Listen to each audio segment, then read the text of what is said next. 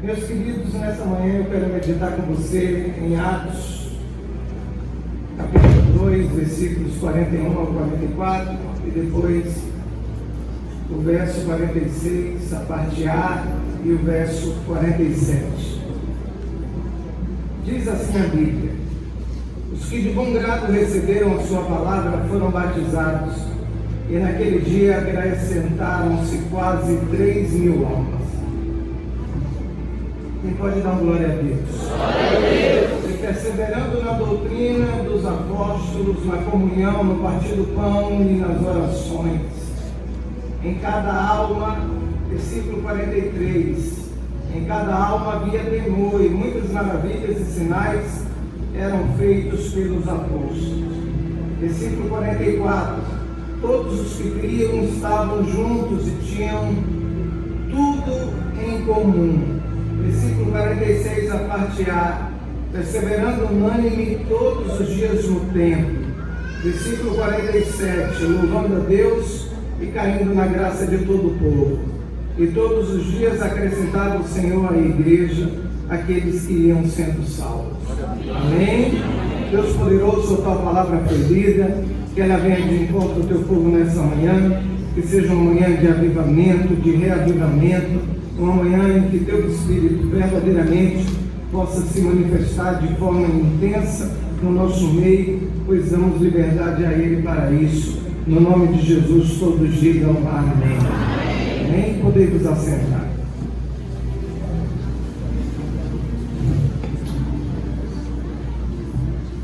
Amém?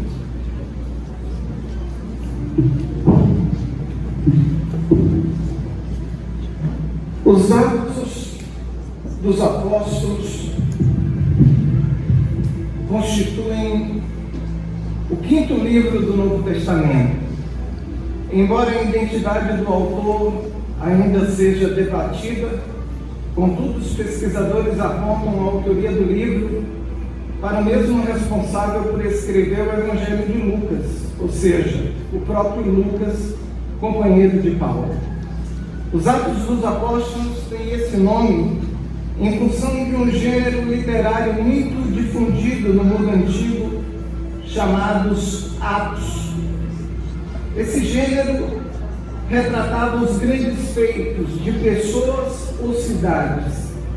E se nós lermos atentamente, veremos que do capítulo 1 ao 28 do livro de Atos dos Apóstolos, encontraremos a presença ativa de uma pessoa muito especial, o Espírito Santo de Deus, operando grandes feitos na vida da igreja e de todos aqueles que tinham contato com ela. Quem pode dizer amém? Amém. O livro de Atos dos Apóstolos forma uma ponte entre o registro da vida de Jesus Cristo e os seus ensinamentos, contido nas 4 narrativas do Evangelho, e os escritos e as obras dos seus apóstolos. Atos ilustra como Salvador, Jesus Cristo continuou a dirigir sua igreja conforme ele havia prometido, dizendo: não vos deixarei órfãos, estarei convosco todos os dias até a consumação dos séculos. E esse Salvador continuou dirigindo a sua igreja por meio da influência do Espírito Santo no ministério e nas igrejas locais. Vamos dar glória a Deus aí, gente? Estudando esse livro, aprendemos como a igreja de Jesus Cristo começou a se expandir de Jerusalém até os confins da terra, como era o projeto de Jesus descrito lá em Atos 1, versículo 8. Para compreendermos o tema do nosso seminário, Somos um Povo Apostólico, precisamos entender o significado de algumas palavras. A primeira delas é apostólico. Apostólico significa que procede dos apóstolos, de acordo com a missão, a exemplo dos apóstolos. A segunda palavra que a gente precisa entender para compreender o tema do seminário é a palavra apóstolo. Ela vem de um termo grego, apostolos, significa basicamente enviado, isto é, uma pessoa que é enviada por outra para dizer uma mensagem, um emissário. O uso da expressão apostólica indica a volta às origens da igreja dos dias de Cristo e logo após a sua ressurreição. O fato é que a igreja atual precisa voltar às suas origens. O fato é que a igreja atual precisa voltar às suas raízes para compreendermos o legado que está sobre os nossos ombros nesses últimos dias que antecedem a volta de Cristo. Quantos aqui entendem que Jesus está voltando? Levanta a sua mão e diga amém. E eu quero dizer para você, Ele está muito mais perto do que antes. Se fosse você, jogava as duas mãos para cima e dava glória a Deus. O seu arrebatamento está muito mais perto do que você pensava, está muito mais perto do que antes. Levanta as duas mãos e dá um aleluia. Aplauda Jesus.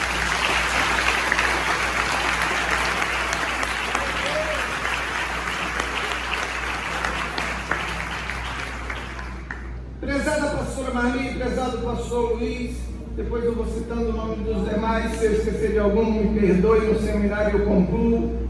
A primeira coisa que precisamos compreender é que essa igreja de Atos levava muito a sério a grande comissão que foi dada pelo Senhor Jesus.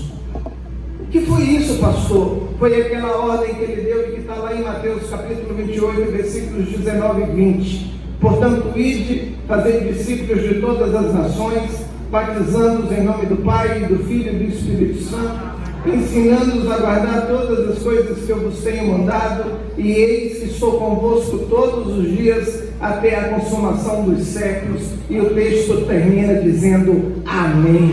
Quem pode terminar dizendo amém? Diga amém. Glorifica o Senhor.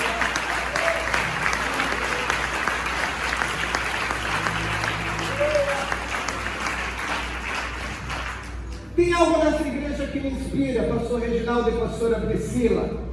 Era a fé que eles tinham, era uma fé tão viva, tão viva, tão viva. E essa fé era viva em decorrência da mensagem apostólica que apresentava um Jesus ressuscitado, e não um Jesus morto ou ausente. Quem entende isso, diga amém. E se não bastasse, pastor Roberto e pastora Cicleide, eles entendiam que a sua vida era inútil, sem sentido, sem significado, sem propósito, se eles não retribuíssem o que Cristo fez na vida deles, levando as boas novas para outras pessoas. Quantos aqui entendem aquilo que Jesus fez na sua vida? Levante sua mão e diga amém. A sua vida perderá o sentido e o propósito se você não levar isso adiante, para que outras pessoas também sejam impactadas pelo Evangelho Salvador, pelo Evangelho quadrangular, podemos dizer assim, pelo Evangelho de Jesus Cristo. Essa igreja apostólica, ela tinha como uma característica algo, aliás, várias características, mas eu destaco aqui nesse ponto. Ganhar almas para eles era um estilo de vida, e não uma campanha que se dava ocasionalmente ao longo do ano por estar na programação da igreja. Como exemplo, prezado pastor Daniel e pastor Isé, um mero diácono não se limitava a servir as mesas para as viúvas e distribuir as cestas básicas que ali chegavam, o que eles conseguiam juntar, mas cheio de fé e de poder, fazia prodígios e grandes sinais entre o povo. O nome desse diácono chama-se Estevão. Quem está entendendo o que eu estou falando, diga amém. Ele poderia muito bem dizer: olha, eu fui escolhido apenas para cuidar dessa área social. Os apóstolos deixaram bem claro que a oração e a pregação do Evangelho era com eles, mas o mover do Espírito na vida de Estevão fazia com que ele fosse mais além. Todos que são impactados pelo Espírito de Deus querem ir mais além. Quem entende isso, diga amém. Uma igreja apostólica, ela pode ser até apedrejada como Estevão foi, mas ela nunca será uma pedra de tropeço. Vire para quem está do seu lado e diga: você pode até ser apedrejado, mas você nunca pode ser uma pedra de tropeço. Uma igreja apostólica, ela corre atrás do pecador, como Filipe correu atrás do eunuco, para lhe ensinar sobre as Escrituras e, sem perda de tempo, levá-lo à experiência do batismo nas águas no mesmo dia, pois ela não tem a hipocrisia dos religiosos que engolem um camelo, mas se engasgam com um mosquito, que criam dificuldades religiosas para que as pessoas sejam salvas. Porque se olharmos no livro de Atos, do capítulo 1 ao versículo 28, todos que aceitavam a Jesus no mesmo dia eram batizados. O único que demorou 3 dias foi o Paulo, que até então se chamava Saulo. Porque no encontro que ele teve com Jesus na estrada de Damasco, ele perdeu a sua visão. Mas tão logo ele recupera a sua visão, pastor de Jair, lá diante de Ananias, que não era o marido da Safira, a primeira coisa que ele vê é água e ele se decide pelo batismo. Quem entende isso, diga amém. Essa é a igreja da qual eu vim, essa igreja que nos trouxe até aqui. Quem está entendendo, diga amém. É uma igreja que vê a necessidade das pessoas e se compadece delas, é exemplo de Dorcas. Uma igreja que compreende que o seu talento, oriundo do seu nascimento natural, biológico e desenvolvido ao longo da vida, associado, misturado com os seus dons, oriundos do seu novo nascimento, porque quando você nasce biologicamente, você carrega seus talentos naturais e claro, esses vão sendo desenvolvidos no seu crescimento, mas quando você nasce de novo para Cristo, você recebe não talentos, mas você recebe dons. E quando você consegue misturar as duas coisas, talento com dons, você consegue influenciar a vida das pessoas de uma forma impactante. E vemos no livro de Atos a história dessa mulher, uma mulher comum como você que frequenta a igreja. Ela não era apóstola, ela não era profeta, ela não era evangelista, ela não era pastor, ela não era mestre, mas ela tinha o dom do socorro. E quando ela misturou o seu talento de costurar roupas com o seu dom de socorro, ela disse: eu posso ser útil à igreja. E todas as pessoas que chegavam na igreja pobre, sem terem uma roupa para vestir, meu prezado pastor Newton e pastora Jacira, ela dizia: eu vou costurar roupas para esses irmãos, para que eles possam vir vestidos para os cultos, para as nossas reuniões. Quem está entendendo o que eu estou falando, diga amém. Qual é o seu talento? Associe ele com o dom que você recebeu quando nasceu de novo, e você vai ver o crescimento que a igreja, seja lá de São Cristóvão, Paralela, Jauá, Bate Coração, ou Segunda do Parque, Vila Verde, Quinta de Ipitanga, Rua do Prado, Cajazeira, Segunda da Boca do Rio, Conjunto Habitacional, Segunda do Bairro da Paz, enfim, se eu esqueci de alguém, Itapuã, grita aí o nome da sua igreja. Quem tem? Jauá, eu falei não? Falei. Itinga, Boca do Rio. A família? 15ª então. Então olha só, irmão, essa é Dorcas, uma mulher que vê a necessidade da sua igreja e providenciava suprir a necessidade das pessoas que ali chegavam, para que a nova convertida pudesse vestir uma roupa melhor, pois até então era pobre, e ir para as reuniões e para os cultos. Quantas pessoas nós temos talentosas dentro da nossa igreja, mas que se fazem de cegas para as necessidades que as suas igrejas locais têm? Mas esse ou essa não era a característica da igreja primitiva. Essas são as nossas raízes. Levanta sua mão e diga: essas são as nossas raízes. Essas são as características de uma igreja apostólica. Levante sua mão e declare: somos um povo apostólico. Essa era uma igreja que o dinheiro que possuía não a controlava, mas era usado prioritariamente para a expansão do reino de Deus, porque eles entendiam que a pregação do evangelho deveria ser acelerada para que mais pessoas fossem salvas antes da volta de Cristo, porque eles aguardavam ansiosamente pela volta de Jesus o mais rápido possível. Quem entende isso, diga amém. Hoje nós vivemos lamentavelmente numa igreja. Quando eu falo numa igreja, eu não estou me referindo à igreja A ou B ou à placa denominacional, mas eu falo ao estilo de vida dos novos chamados cristãos, intitulados ou apelidados de evangélicos, gospel e outras coisas mais, aonde sequer o irmão vai à frente e oferta, aonde sequer alguém que já se batizou, já passou por aulas, já passou por não sei quantos cultos, sequer devolve 10%, que é a parte do Senhor. A gente vê a igreja primitiva colocando aos pés dos apóstolos os seus recursos, porque entendiam que eles poderiam contribuir para que o evangelho fosse levado mais rapidamente para outros lugares até o fim, até os confins da terra. Quem está entendendo o que eu estou dizendo, dá um feedback aí dizendo amém. A pastora Andy e prezado pastor Edenilson, essa era uma igreja que os seus líderes, a exemplo do apóstolo Paulo, tinham consciência, meu secretário regional de cidadania, do que era a cidadania, que além dos deveres, eles também tinham direitos como cidadãos. Essa era uma igreja que não desprezava a importância do Espírito Santo, e obedecendo a orientação de Jesus, eles esperaram, como nós vemos lá em Atos 2, por 10 dias consecutivos, dentro de um cenáculo, a entrada triunfal do Espírito do Todo-Poderoso.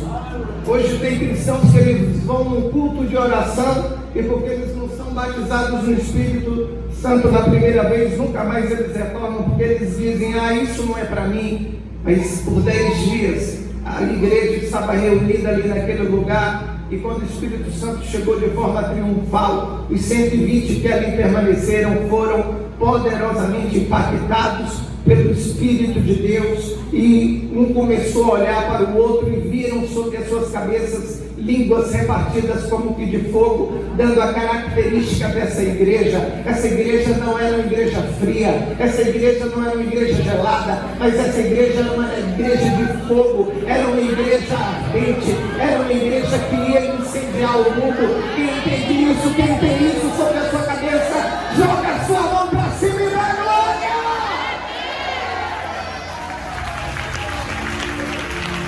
É um grito de júbilo, uma alegria, aquela ave!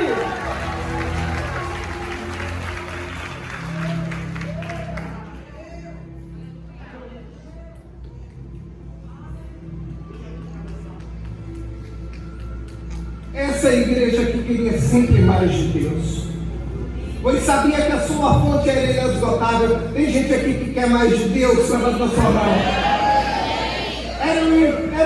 Eles queriam tanto mais de Deus, prezada pastora Aline e pastor Paulo, que eles estavam todos os dias no templo, pois ir apenas aos domingos à noite para as reuniões para eles era pouco, ir apenas no dia da Santa Ceia para eles era pouco, ir à igreja apenas no Natal e na vigília de fim de ano era pouco. Eles estavam todos os dias que havia reunião, eles estavam ali reunidos. Hoje talvez aconteça nas suas igrejas, ou talvez até aqui, pessoas que vão dizer, eu não vou de noite não, porque eu já fui de manhã. A igreja apostólica não era assim, eles estavam de manhã, mas se tivesse à noite lá eles estavam reunidos. Quem entende isso, diga amém, porque eles eram famintos pela palavra. Era um povo que, a exemplo de Pedro e João, depois da experiência de serem revestidos pelo Espírito Santo, conforme a gente vê no capítulo 2 de Atos, no capítulo 3 eles sobem ao templo 3 horas da tarde para orar. É uma igreja que a oração não era um fardo. Quantas igrejas, quando dizem, hoje a gente vai orar, e o irmão inventa dor de dente, Covid, varíola do macaco, viagem, enfim, 1001 desculpas, mas essa igreja, para eles, orar não era um fardo, mas era um prazer, porque eles entendiam que orar era estabelecer uma conexão com o Todo-Poderoso, era estabelecer uma conexão com o Eterno. Essa era uma igreja que se alimentava da palavra, assim como nós nos alimentamos de pão, de carne, de feijão e arroz. Essa era uma igreja que tinha prazer de estudar a palavra, como os bereanos, missionária Paula e pastor Romero. Era uma igreja que respeitava a autoridade dos apóstolos e que aquilo que eles propunham de bom para a congregação, todos abraçavam, conforme diz o texto base que nós lemos. Eles permaneciam firmes na doutrina dos apóstolos. Interessante que o relato não diz, na doutrina de Cristo, mas era na doutrina dos apóstolos. Hoje, às vezes, o pastor, o superintendente, o líder diz alguma coisa e aí alguém diz, está na Bíblia. Onde é que está escrito que tem que fazer isso? Oi, irmão, se é lícito, se convém, se edifica, não faz mal nenhum, vamos fazer.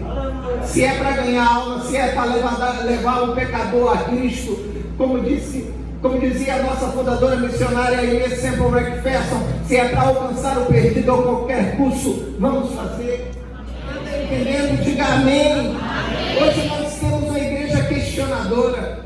Hoje nós temos uma igreja que tem um dom, pode ser até espiritual, mas espiritual do demônio, que é de ser comentarista, é ser crítica. Uma igreja que não produz, mas fica comentando. Talvez um dom herdado de Mical, que enquanto Davi trazia a arca para Jerusalém da sua janela, ela ficava olhando e criticando o rei lá embaixo, sem saber que o rei estava trazendo a presença de Deus de volta para aquela capital. Hoje tem muita gente nas suas janelas espirituais criticando pastores, criticando diáconos, criticando banda, criticando quem dança, criticando quem evangeliza. Quem evangeliza, eles podem até ter seus pecados, afinal de contas, quem não os tem, mas pelo menos eles estão fazendo alguma coisa. Quem está entendendo o que eu estou falando de amor? Isso daqui não é uma palavra de cultura ao pecado, mas é uma palavra de todos nós erramos, todos nós falhamos.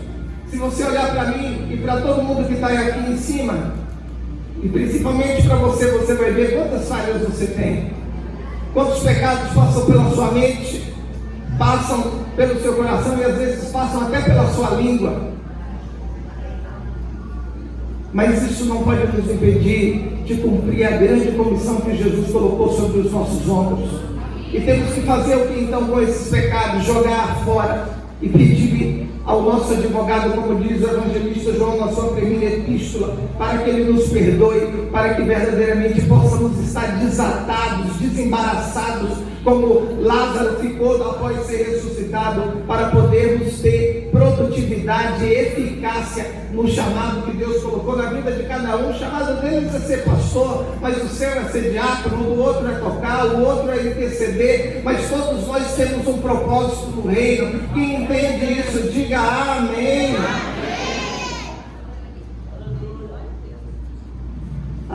Prezada pastora Roberta, essa era a igreja que tinha maturidade para entender que, apesar das diferenças pessoais, estarem juntos por Cristo e em Cristo era vital para a manutenção da fé e da própria vida. Como diz o Salmo 133, porque estando assim, Deus ordena a bênção e a vida para sempre.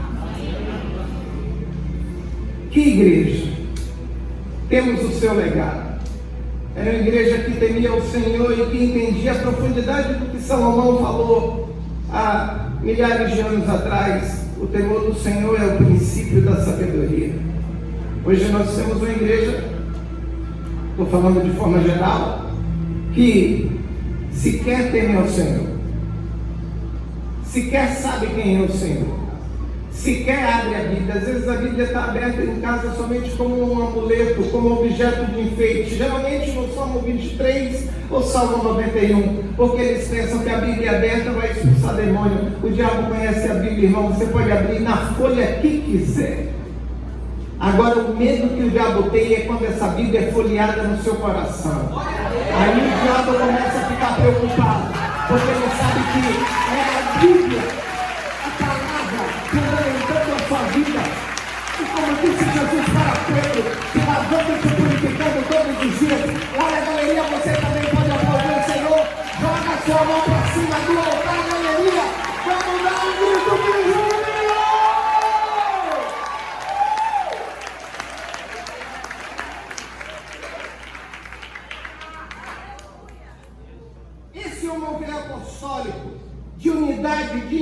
prega. E nessa atmosfera divina, sabe o que acontecia, pastores? Sinais e maravilhas eram operados pelos apóstolos. Quando a gente conseguir reconstruir isso na nossa igreja atual, sinais e maravilhas serão operados com intensidade pela pastora Marli, pelo pastor Luiz, pela pastora Priscila, pelo pastor Reginaldo, pelo pastor Roberto, pela pastora Cicleide, pela pastora Esther, pelo pastor Daniel, pelo pastor Jair, pelo pastor Nilton, pela pastora Jacira, pela pastora Ede, pelo pastor Edenilson, pela pastora Aline, pelo pastor Paulo, pela missionária Paula, pelo pastor Romero, pela pastora Roberta, pelo pastor Antônio, por você, diácono, por você, diaconisa, por você, intercessor, por você que canta e dança, joga a mão pra cima, porque vamos viver novos tempos. Um tempo de uma igreja privada, um tempo de uma igreja que prega o Jesus ressuscitado, que ele é vivo aqui e deu glória.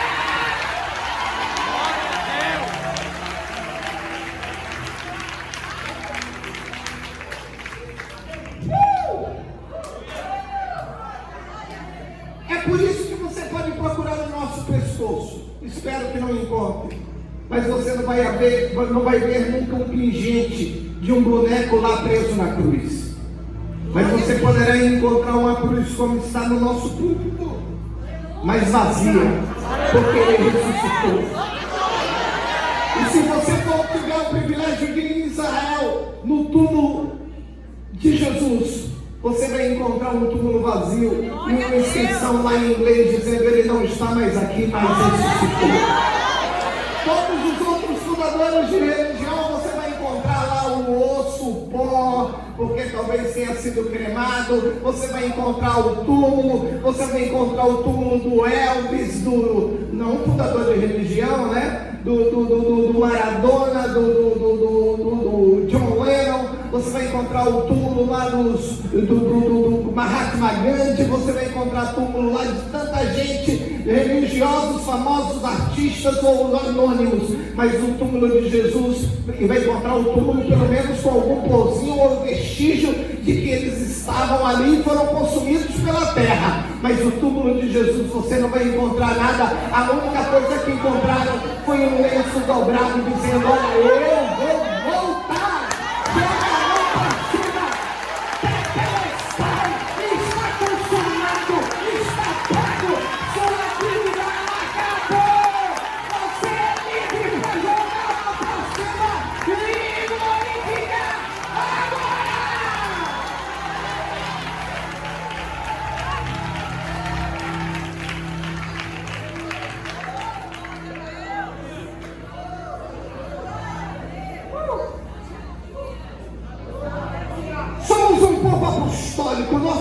O legado deles está sobre os nossos ombros.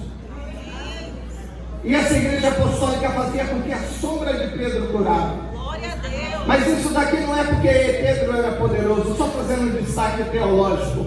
É porque só existe sombra porque existe uma luminosidade por trás. A sombra de Pedro curava porque existia na sua retaguarda a luz do mundo, o sol da justiça.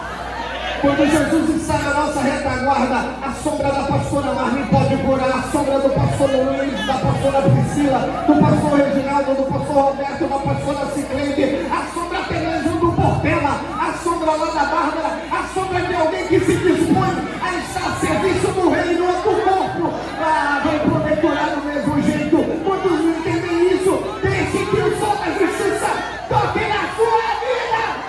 Agora!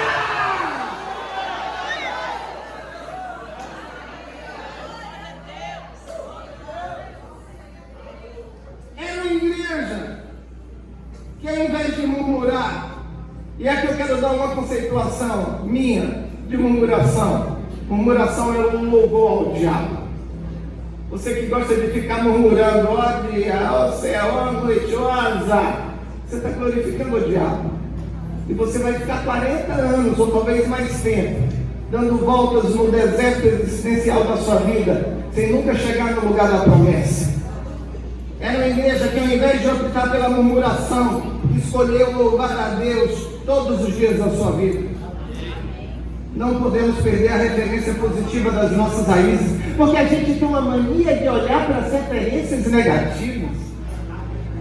A gente tem uma mania de olhar para quem não presta. gente tem uma mania de se cercar com quem não nos impulsiona para cima, mas com quem nos puxa para baixo. A gente tem uma vocação maligna de nos auto-sabotar. E deixa eu dizer, é uma questão de escolha.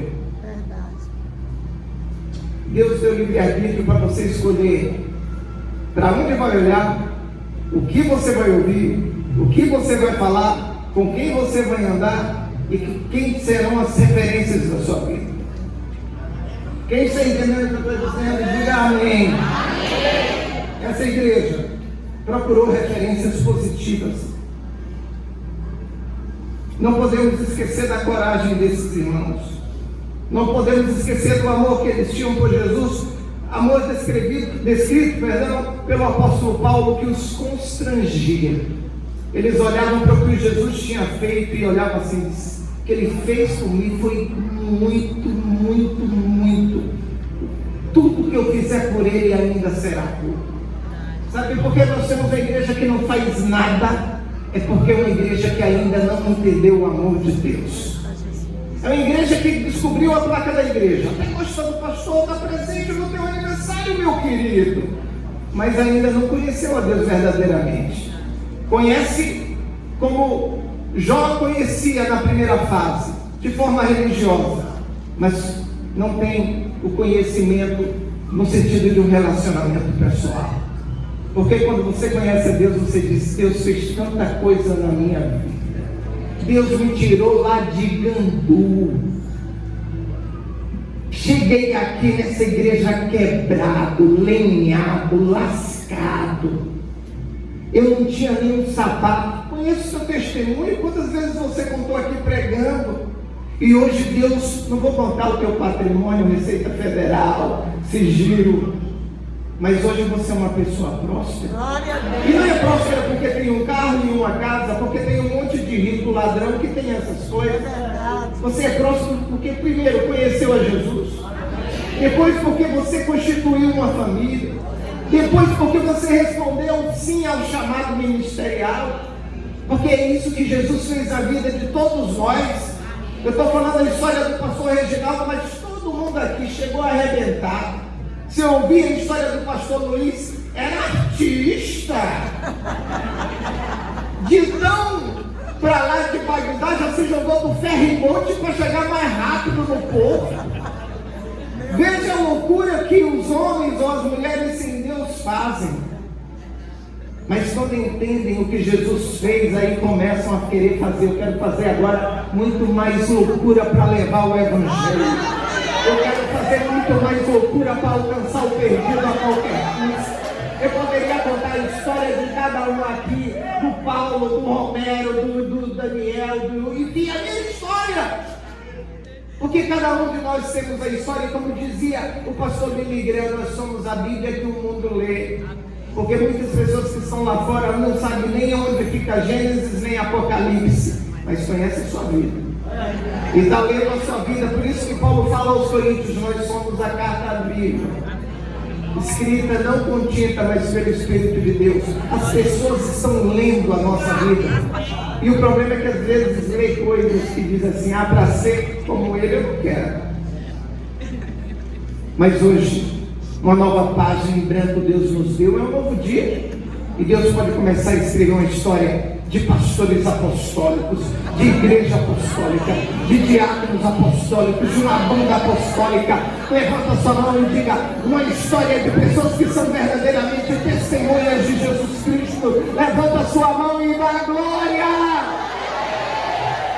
Faça assim: o que passou, passou. Diga: mas hoje começa uma nova história de vida cristã na minha vida.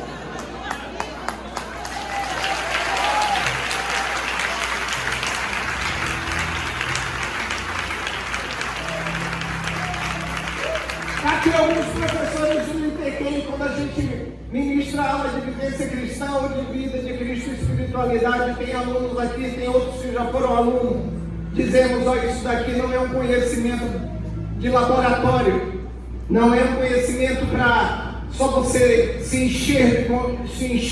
insuflar de informações, mas isso daqui é praticado da porta da igreja para fora. Porque o motivo que Deus nos deu a Bíblia, o motivo que nós temos de ler a Bíblia, é para conhecer o Deus da Bíblia. Glória a Deus. Não é para fazer competição, eu sei mais do que você. Quiz evangélico. Qual o nome do avô, do tataravô de Abraão? Com quantos dedos tinha o primo do gigante Golias? Não. O motivo de você ter a Bíblia é para você conhecer o Deus da Bíblia e se relacionar com o Deus da Bíblia. E começar, ao invés de dizer Deus de Abraão, de Isaac, de Jacó e de Israel, também dizer Deus de Antônio, Deus de Luiz, Deus de Jair, Deus de Paulo, Deus da Maria, Deus do Joaquim, Deus da Filomena. Quem está entendendo o que eu estou falando, levante sua mão e diga Deus de Abraão, Deus de Isaac, Deus de Israel, diga seu nome, Deus de Antônio.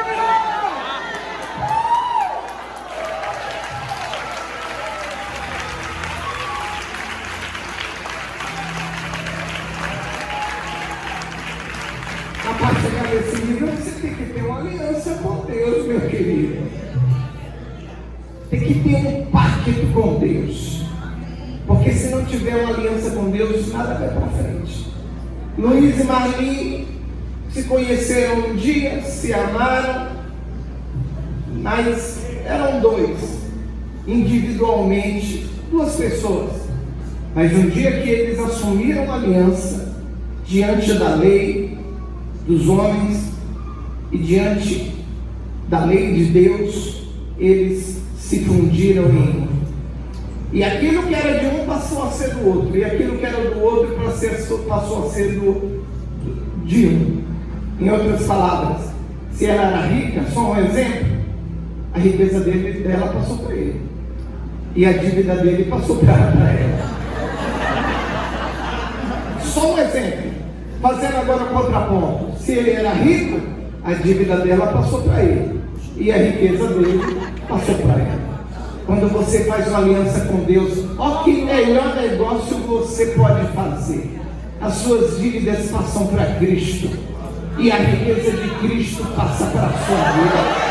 É por isso que a cruz de Jesus, o sacrifício de Jesus é substitutivo. Ele se fez maldição para que nós fôssemos abençoados. Ele se fez pobre, como disse o apóstolo Paulo, para que nós fôssemos ricos. Ele se fez escarnecido para que nós pudéssemos viver em honra. Quem está entendendo isso, diga amém.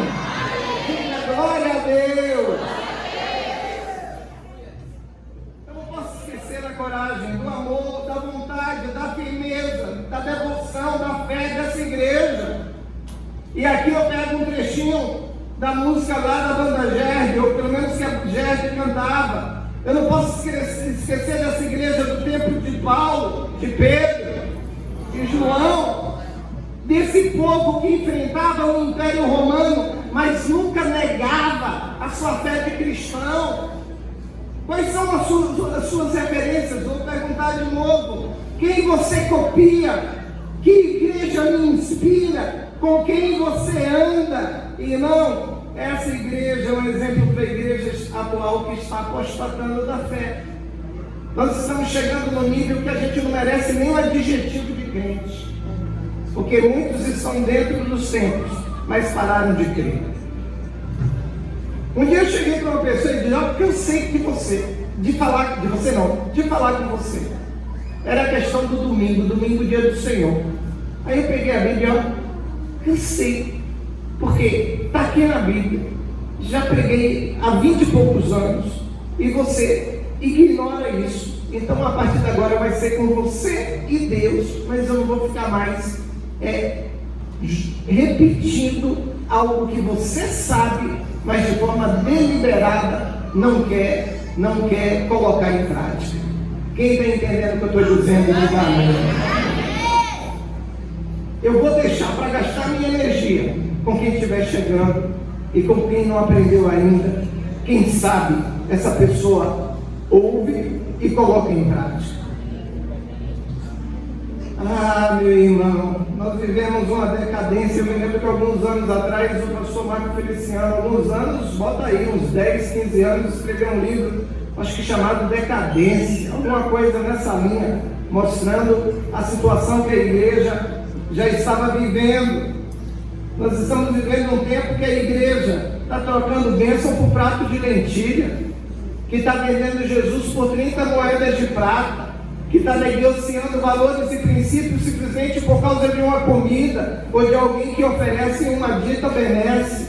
Se pudéssemos voltar no tempo, vamos imaginar, me lembro daqueles programas, daqueles filmes que você entrava no túnel do tempo e voltava para algum lugar da história. Vamos aqui usar a nossa capacidade criativa que Deus nos deu, a nossa imaginação. Se nós pudéssemos voltar no tempo e pararmos na época em que essa igreja viveu e ficarmos só assistindo, nós veríamos a bravura, a coragem, a valentia dos nossos irmãos nas arenas, a exemplo dos estádios de futebol, só que não tinham jogos de futebol. O que ali havia era matança, era a morte dos inimigos do império, e nós veríamos os nossos irmãos enfrentando os seus algozes, leões que por dias, semanas ficavam famintos, cultivados pelo Império Romano, para que quando fossem soltos das suas jaulas, estraçalhassem os inimigos do Império que estivessem ali na arena. Se a gente pudesse voltar no tempo e ficar assistindo, nós veríamos as várias e várias fogueiras que foram acesas. Não eram fogueirinhas de São João, não. Eram verdadeiras fornalhas que eram acesas para queimarem centenas e milhares de irmãos que não negaram a fé, mas antes de morrerem ainda louvavam a Deus. E com certeza nós ouviríamos o louvor desses irmãos.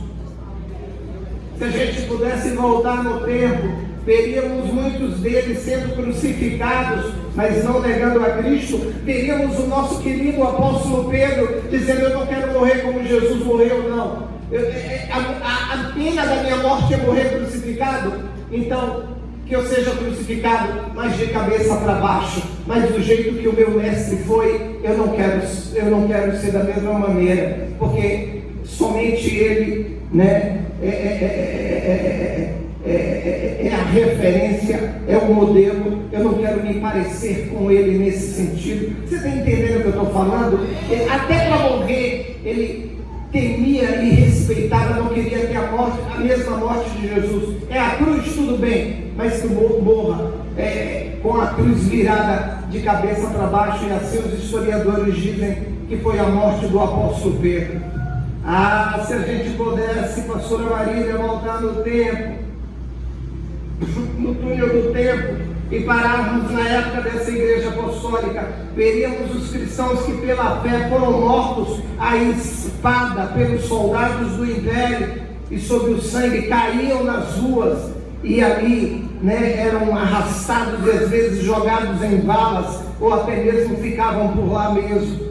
No entanto, meus queridos pastores, prestem atenção. Se pudéssemos voltar e pararmos na época dessa igreja primitiva e pudéssemos entrar na dimensão dos céus, veríamos essa multidão que foram mortos, comidos por leões, incendiados pelo fogo, crucificados, seja lá de que forma fosse, chegando no paraíso com a vitória nas mãos e sendo recebido pelo Senhor dos Senhores, pelo Rei dos Reis, pelo nosso Senhor Jesus Cristo. Quem pode entender o que eu estou falando, diga amém.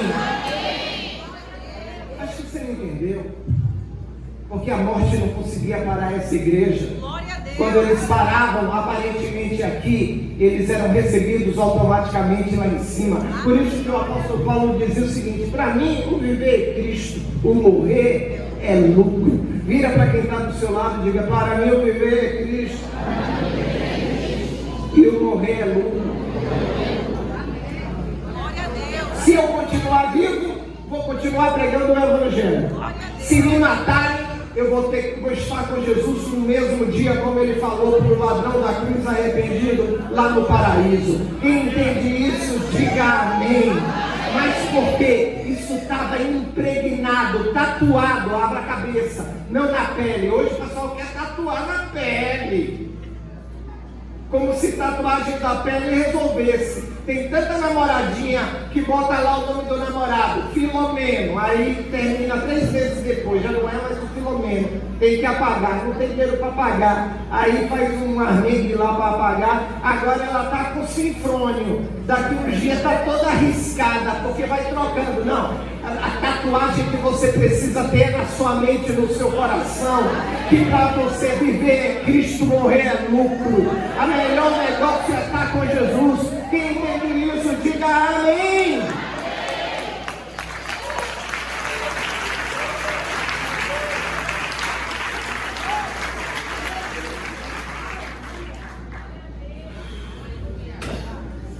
Pastores, líderes, diáconos, meninas e meninos que dançam e que tocam, irmãozinhos, esse é um exemplo para mim, para você, para todos nós.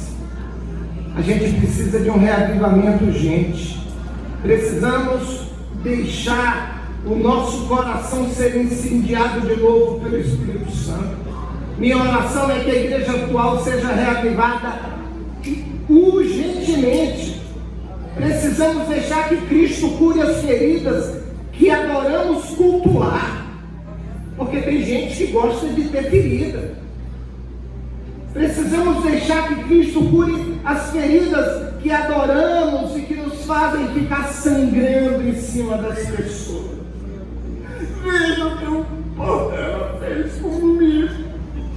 Olha o que a diaconisa fez. O pastor pregou uma palavra muito dura. Eu vou sair da igreja. Mas que irmão, e fica sangrando, fica... Irmão, chega de mimimi, chega. Você não é uma geração fraca.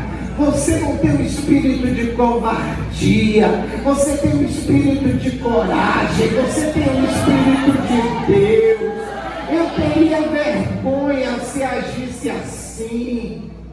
Quando eu olho para uma igreja que há 2000 anos atrás morria na cruz, morria a espada, morria a comida de leão, morria de tudo que era jeito, eu vejo hoje o crente deixando a igreja simplesmente porque a mensagem foi dura demais. Ele pensou que o pastor ia pregar: o Senhor é meu pastor, nada me faltará. Mas o pastor pregou uma palavra exortativa, me machucou. Hoje a gente tem uma igreja que a verdade não pode ser dita.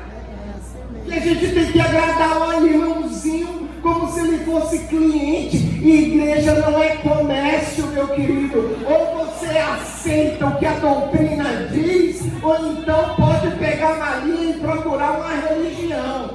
Porque religião atende o que você quer, pastora Maria. A religião coloca o que você quer, porque eles não querem perder adeptos. O cristianismo é diferente, olha aí. O cristianismo é diferente.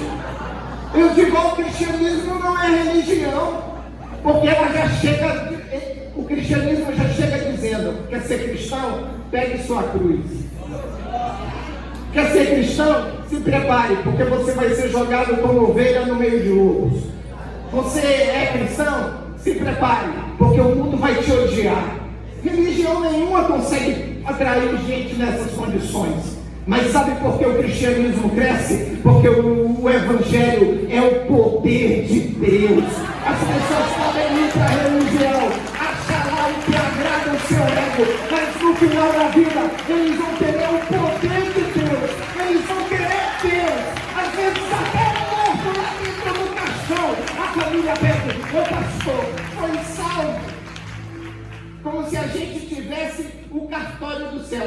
Me diz, pastor Luiz, ele foi salvo. Me diz, pastor Roberto, ela foi salva.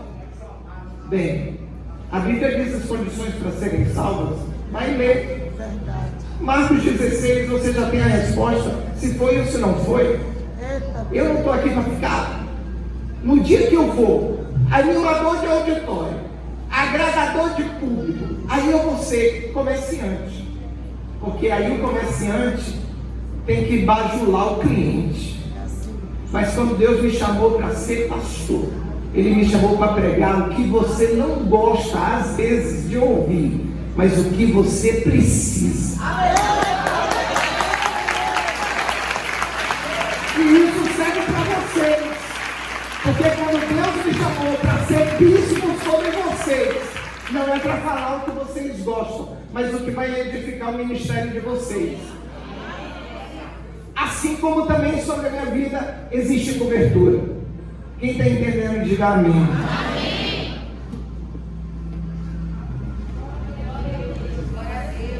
Levanta sua mão e declara: estou chegando no final da introdução da mensagem.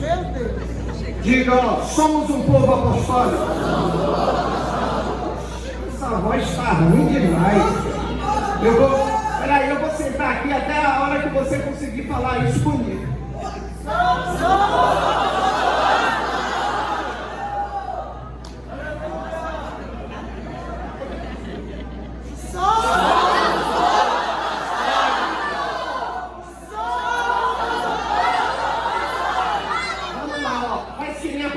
Você vai levantar, jogar as mãos para cima e falar de uma só vez. 1, 2, 3.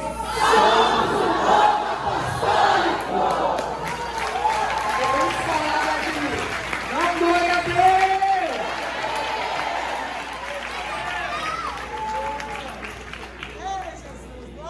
E a nossa missão é restaurar a vida. Pelo poder do nome de Jesus. Somos um povo apostólico, sinais e prodígios nos seguem, pois se nós cremos na palavra de Jesus, que os sinais seguiriam aqueles que creem. Aqui no altar pelo menos tem gente que crê nisso. Levanta sua mão.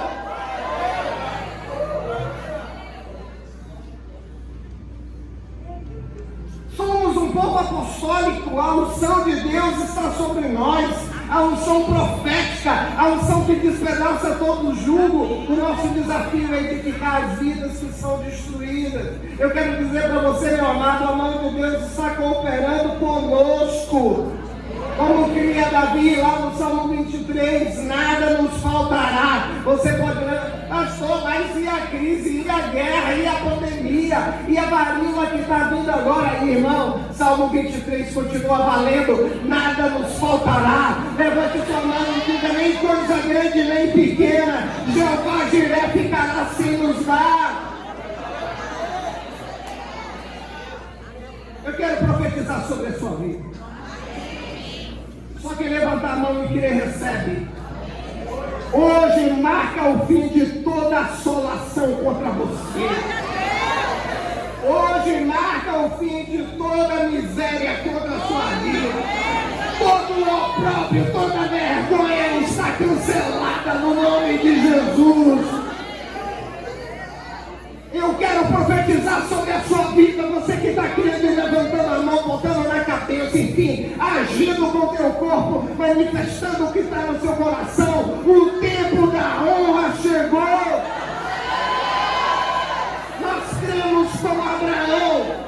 Se necessário for, da cinza nós vamos renascer. Nós andamos por fé, de poder em poder, de glória em glória, de vitória em vitória. Quem crê nisso, diga amém.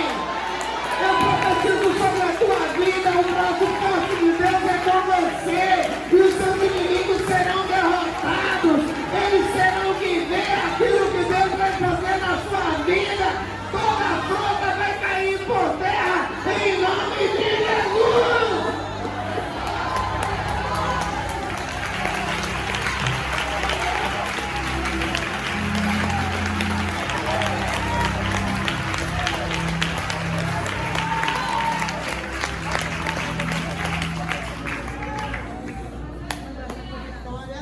E falar de afronta, em quantas a gente engole.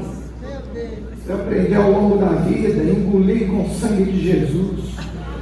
Engole. Você sai rasgando a garganta, você pensa até que está com amidalite, Covid, mas não é não, é afronta, é pirraça. Porque tem uns irmãos pirracentos que o diabo manda, né? Mas aí a gente engole. A gente engole a afronta e vomita honra. A gente engole a afronta e bota para fora louvor. A gente engole perseguição e coloca para fora aquilo que Deus projetou para a nossa vida, porque nenhum dos planos de Deus pode ser frustrado na nossa vida.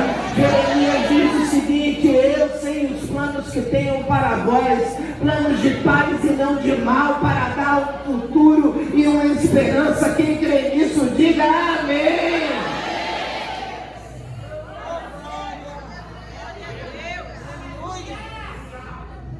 Ei, precisamos utilizar mais a presença do Espírito Santo de Deus. Às vezes fazemos como Maria e José, que esqueceram Jesus lá atrás. Pastores, não podemos esquecer o Espírito Santo lá atrás e querer subir para o altar e querer resultado, querer igreja grande, querer igreja convertida, querer pessoas chegando à igreja, querer... Não, se lermos a narrativa de Atos, vamos ver o Espírito Santo atuando em todas as frentes. Para encerrar, em Atos capítulo 1, os apóstolos cheios do Espírito Santo chamam Matias para ocupar a vaga de Judas Iscariotes. E aqui eu preciso abrir um destaque. Olha, a casa de Deus nunca fica vazia, e o ministério nunca fica desocupado. Se tiver um Judas, vai aparecer um Matias. Se tiver um traidor, a cadeira será ocupada logo em seguinte. Mas os 12 não ficarão somente 11. Em Atos capítulo 1, os apóstolos cheios do Espírito Santo colocam Matias no lugar de Judas. Quem está entendendo, diga amém. Em Atos 12, o Espírito Santo é derramado no dia de Pentecostes, e Pedro, cheio do Espírito Santo, prega ousadamente Jesus Cristo ressuscitado, e cerca de 3.000 pessoas são convertidas. Em Atos capítulo 3, Pedro e João, 3 horas da tarde, vão ao templo orar, quando um coxo de nascença está lá na escadaria pedindo esmola para eles. Pedro, cheio do Espírito Santo, olha para o paralítico e diz: olha, eu não tenho prata nem ouro, mas o que eu tenho, isso te dou, em nome de Jesus Cristo Nazareno, levante-se e ande. Em Atos capítulo 4, Pedro e João são presos por pregar e curar em nome de Jesus, e pela ação do Espírito Santo são libertados da prisão. Em Atos capítulo 5, Ananias e Safira morrem porque mente ao Espírito Santo acerca da venda, do valor da venda de um terreno, e eles morrem diante da igreja. Mas algo acontece, a igreja começa a ter um temor, um nível de temor maior em relação a Deus. E no mesmo capítulo, pelas mãos dos apóstolos, cheios do Espírito Santo, muitos sinais e prodígios eram feitos. Alguém pode dar glória nessa igreja?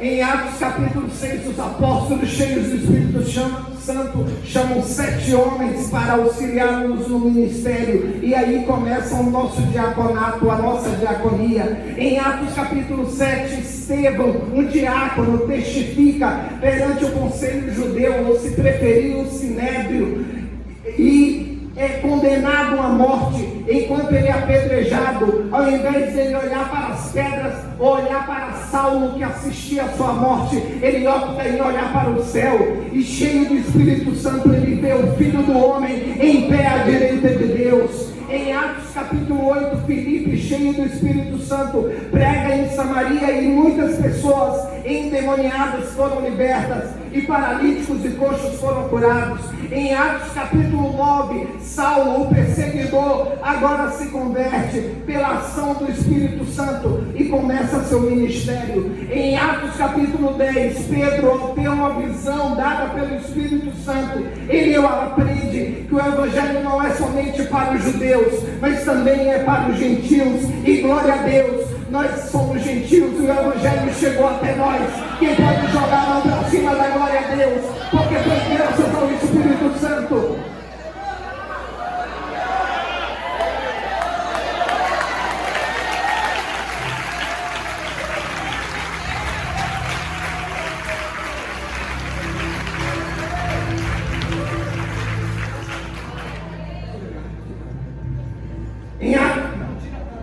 Em Atos capítulo 11, os discípulos cheios do Espírito Santo são chamados de cristãos em Antioquia, porque a forma deles viverem demonstravam agora que eles se pareciam com Cristo. Em Atos capítulo 13, Pedro é preso por Herodes, cheio do Espírito Santo, ele dorme, sabendo que no outro dia ele havia de morrer. mas de forma sobrenatural ele recebe a visita de um anjo que o livra da prisão. Em Atos capítulo 13, Barnabé e Paulo são separados pelo Espírito Santo para a primeira viagem missionária. Em Atos capítulo 14, um homem paralítico desde a nascença é curado, e ficando de pé após Paulo, cheio do Espírito Santo, ordenar que ele se levantasse. Em Atos capítulo 15, os apóstolos em Jerusalém, em conjunto, trabalhando junto com o Espírito Santo, definem quais as leis que nós, gentios convertidos, deveriam seguir, e abole da nossa necessidade de sermos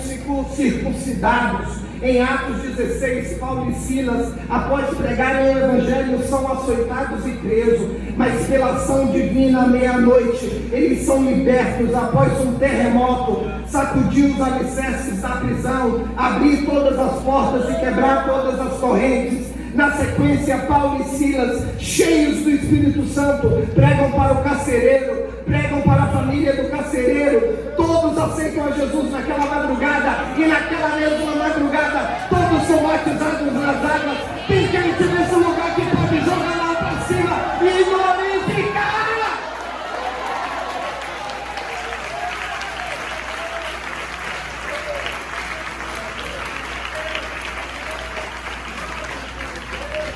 Em Atos capítulo 18, Paulo, cheio do Espírito Santo, tem uma visão em que o Senhor diz: ó, não tenha medo. E serve para a gente nesses dias difíceis. Não tenha medo, pelo contrário, fale e não fique calado, pois eu estou com você e ninguém ousará lhe fazer mal. Eu tenho uma preocupação quando eu vejo pastores e políticos calados, porque a nós nos foi dada a missão de falar. Eu e você somos a voz. Políticos, parlamentares, o nome já diz. Parlamentar vem de parlamento. Parlamento vem de falar. Falar significa falar no italiano. Então, quando eu vejo pastor calado e político calado, para mim não serve de nada. Nenhum nem outro. Então, abram a boca e preguem.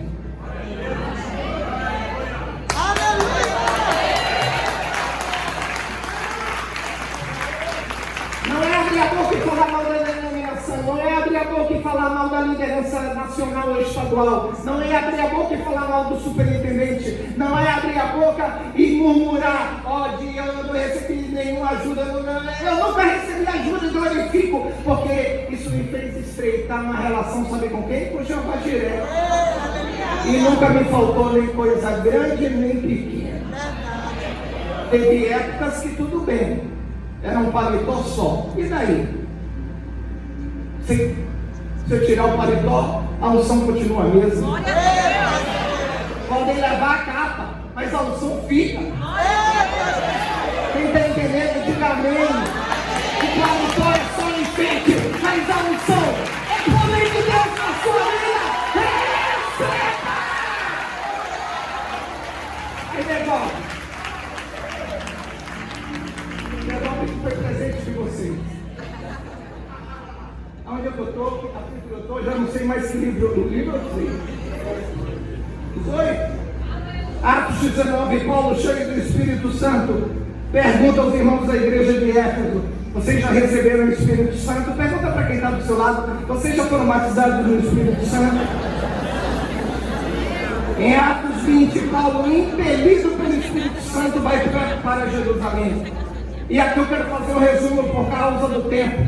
Vou falar de Atos 21 ao 28. Em Jerusalém, Paulo é preso e cheio do Espírito Santo continua a testificar de Jesus. O Senhor aparece novamente a Paulo. Muitos judeus planejam matá-lo. Em Cesareia, ele, cheio do Espírito Santo, testifica perante Félix, Festo, Agripa.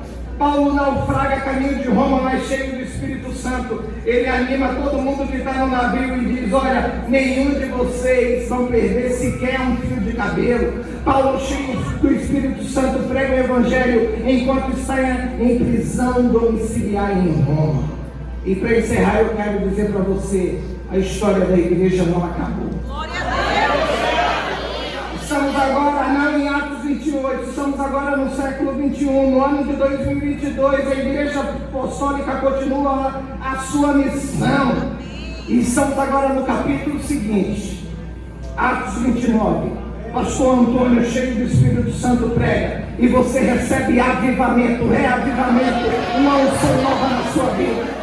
Hoje à noite, lá na sua igreja local, os seus pastores cheios do Espírito Santo vão pregar. E você vai sentir a cura. Sentir não apenas, mas você vai vivenciar a cura. Você vai vivenciar a libertação. Você vai vivenciar um novo tipo de vida cristã. Literalmente na sua vida. Quem entende isso, diga amém. Fique em pé no seu lugar para a glória de Deus.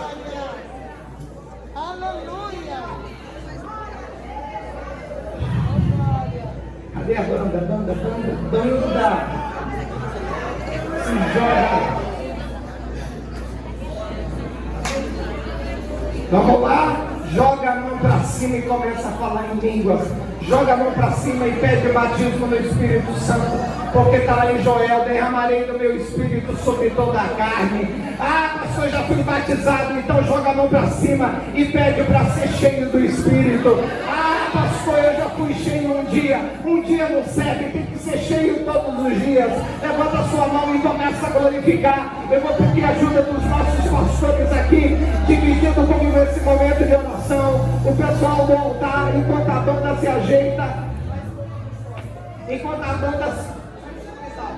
a banda se ajeita para ir dando o microfone para eles aqui e eu me ajudando em oração. Abre sua boca, irmão. Em Atos 2 não tinha louvor, em Atos 2 não tinha banda, em Atos 2 não tinha guitarra nem bateria, mas tinha um povo sedento pela chegada do Espírito Santo.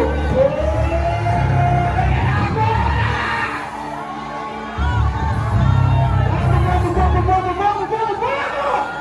Cada Letícia vai fazendo aí os vídeos. Nós somos o povo da esse legado está sobre os nossos lados.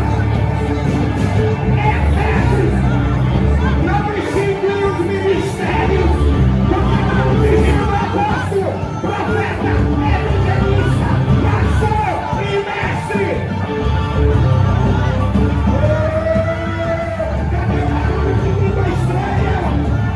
Cadê o microfone? Eu preciso de microfone das coisas. Microfone tudo das coisas por aqui, ó. Vamos! Glorifica!